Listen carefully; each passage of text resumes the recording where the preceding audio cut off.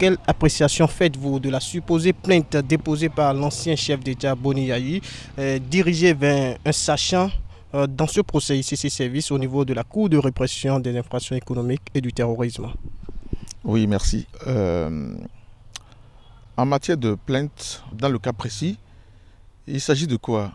Et il se trouve que le procureur spécial, après avoir pris les contacts nécessaires, me semble-t-il, s'est vu autorisé par les autorités compétentes de pouvoir diffuser les débats, ce qui n'est pas une irrégularité. Parce que la diffusion, lorsqu'elle est autorisée, elle ne se heurte à aucune difficulté. En revanche, il faut savoir que ce qui n'est pas bon, c'est la captation, c'est-à-dire le fait d'enregistrer, qui constitue une infraction. Et lorsque vous enregistrez pour vous en faire une exploitation autre, cela n'engage que la personne qui le fait. La diffusion se comprend, se justifie dans la mesure où on a enregistré plus de 94 000 personnes se déclarant victimes. Et vous imaginez que dans ce bâtiment que vous voyez, que l'on autorise 94 personnes à vouloir se présenter à un procès, ce serait ingérable. Donc le procédé qui a été trouvé de retransmettre sur les radios est très bénéfique pour toutes ces personnes-là qui pourraient être en temps réel en mesure de pouvoir suivre et avoir les informations et au demeurant faire des interventions. J'espère que cela va se faire parce que lorsqu'on a permis à toutes ces personnes d'être informées en direct, cela peut créer des velléités. Et j'espère que la Cour aura la bienveillance de pouvoir écouter certaines personnes parmi ces 94 000 se disant victimes. Ceci dit, celui qui, par exemple, se plaint de ce que les propos tenus par un des sachants ou des personnes qui comparaissent à la barre, le porte préjudice, ne peut pas vraiment étayer son grief à travers la diffusion.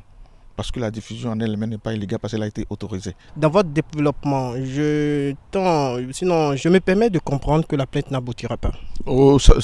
Difficilement cette plainte aboutirait. Parce que je ne sais pas comment celui qui se plaint pourrait justifier avoir un support. Parce que pour pouvoir justifier de son préjudice, il faut l'étayer avec des éléments. Cela suppose que cette personne aurait un enregistrement pour aller... voilà. Donc, or, la diffusion en elle-même n'est pas une infraction. Vous savez, dans un procès, les déclarations faites ne peuvent pas permettre à d'autres d'actionner. C'est pas possible. Parce que devant la juridiction, vous avez votre vérité et vous servez votre vérité à la cour, quitte à la cour de l'exploiter comme... parce que les déclarations ne sont... Seules les déclarations ne suffisent pas pour construire la vérité judiciaire. Et bon, on attend de voir. Parce que de toute façon, si un tribunal ou un juge est saisi, c'est sur la base des tests.